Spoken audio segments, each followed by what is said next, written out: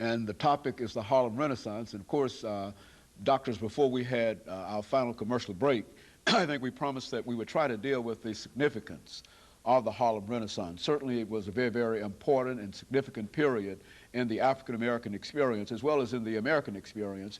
But what can we learn from that, or what have we learned from that experience, and what do you see as the follow-up in a real sense of the Harlem Renaissance of the period, or is there a follow-up? Let's start with you, Dr. Smith-McKoy, and of course Dr. Gloria C. Johnson will give us some additional information in reference to that. Okay, there are a number of parallels between the Harlem Renaissance and indeed the movements that followed it.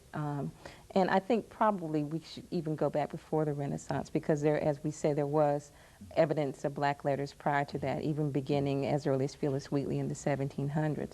But the idea of language and how language is used to express a particular mindset or political state of being. If you look at what's going on in Paul Dunbar, for instance, Paul Laurence Dunbar, in that he has written in dialect, and indeed was prevented from writing in dialect from any other form other than dialect. But you take the dialectical writings of Dunbar, and you can move to some of the things that Langston Hughes, County Cullen, did with language in the Renaissance. And you can make very interesting parallels between that and what we see in present-day rap music, particularly since Langston Hughes was an advocate of the common person and looking at that common individual and common experience, not just the elite, which some of the talented 10th wanted to depend on after the Great Migration brought herds of formerly rural and uneducated people to the North, not just the talented 10th, but the common person. And so the rap movement itself is sort of based out of that sort of mindset that this is the art of an underclass that sort of reflects this idea of the world.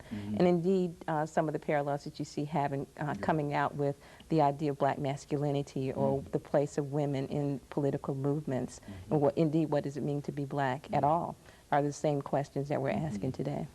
So these are just different questions applied at a different period. Is that what we're saying, Dr. Right, I think so, and certainly that's been thought about before.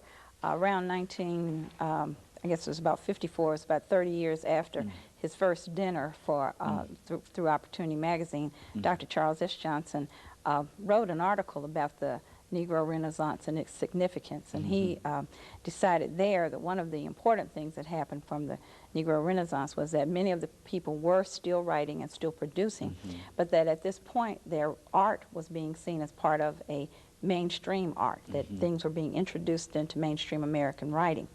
So he saw that as a positive thing, but that the kind of revolutionary race consciousness that had existed at the start of the movement had kind of died out.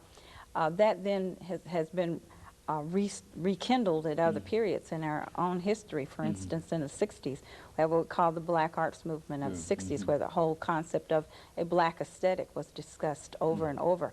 And with Amiri Baraka, Don Lee, now Haki Madhubuti, Nikki Giovanni, many others, talking about the dialectic between being black and Negro and what that meant. The changes in terms about what we called ourselves is very important then. So again, we go back to the language that Sheila was mentioning. So, and again, after that period in the 60s or so, which runs close to the 70s, I guess, we again see an emergence in what some of us are calling a new black aesthetic after the 70s, 80s writers and some of the present writers who are again asserting themselves and their right to do and write about what they want to write about and in the way they want to.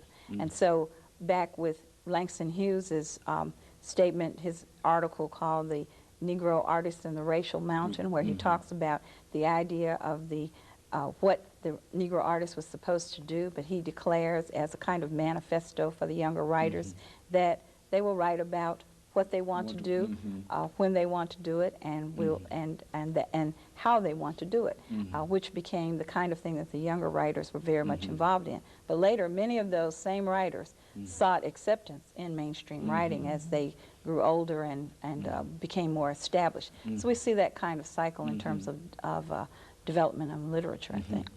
Dr. Smith-McKoy, I think over the last minute and 30 seconds we have, You mentioned the fact of these rap groups being a continuation of, in a sense, a continuation of something that was done during the Renaissance. Do you see them becoming a part of the mainstream in terms of African-American literature, or do you think that they will always be on the outside of the mainstream of literature? Well, I think rap has always been with us. We've just called it different things. If you go from, indeed, the dialect poetry to the last poets of the 1960s and the present-day incarnation of rap, you see that they've always been with us. And indeed, courses being taught right now using Tupac Shakur's poetry, being taught as poetry classes at California and at very outstanding universities around the country. Michael Eric Dyson has written a book, Between God and Gangster Rap.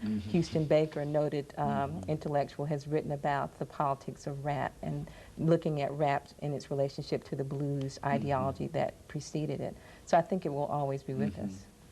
Well, ladies, let me thank the two of you for coming by and just giving us that excellent information about the Harlem Renaissance. I think we know it primarily as an historical movement, but I think that the two of you shed quite a bit of light upon the movement itself, that is, upon the literature and some of the authors and some of the other participants in that movement, and we certainly thank you for that. And let me encourage our audience to tune in again next week for another informative edition of Comments.